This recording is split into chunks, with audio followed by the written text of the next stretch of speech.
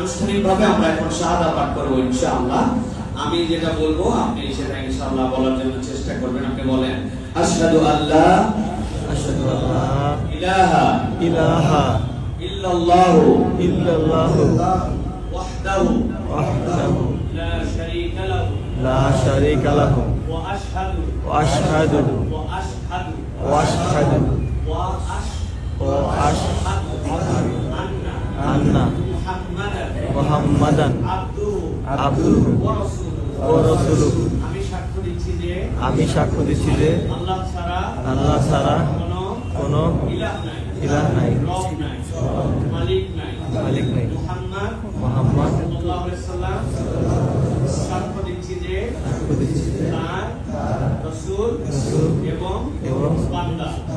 আলহামদুলিল্লাহ। আলহামদুলিল্লাহ।